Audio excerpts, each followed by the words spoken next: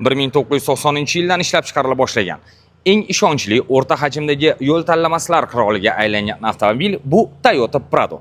Bugungi kunga kelib ham Toyota Prado eng ishonchli avtomobillardan biri hisoblanadi. Ayniqsa O'zbekistonda ushbu avtomobil ixlosmandlarining ko'ngli o'tirgan, negaki ikkilamchi bozorda chet elda ishlab chiqarilgan avtomobillar orasida o'z narxini ushlab turadigan eng yaxshi modellardan biri bu Toyota Prado hisoblanadi. E'tiboringiz markazida esa oxirgi avlod 250-seriya Toyota Prado avtomobili. Videoni oxirigacha kuzating va narx haqida sizga ma'lumot berib o'taman.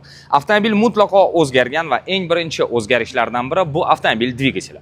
Oldingi avlodlarda 2.7 hamda 4 litrli atmosferni dvigatel bo'lgan bo'lsa, hozir 2.4 litrli turbo dvigatel bilan jihozlangan va 280 ta ot kuchiga ega.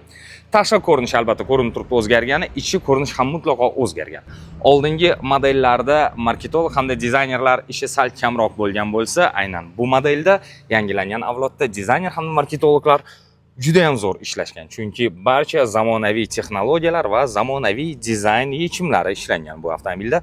JBL akustik tizimi, to'liq yangilangan multimedia tizimlari, cruise control, klimat kontrol, o'rindiq isitish, sovutish funksiyalari, harakatlanish rejimlari, telefon simsiz quvvatlash moslamasi, 360 gradus kamera va bu kameraning tasviri ham sifati juda ham oshgan va undan tashqari panorama.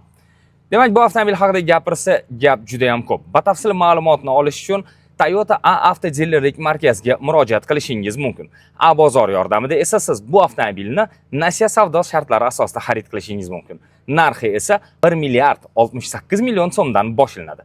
Birgina pasport bilan 6 oydan 36 oygacha muddatga A bozordan nasiya savdo shartlari asosida xarid qilishingiz mumkin.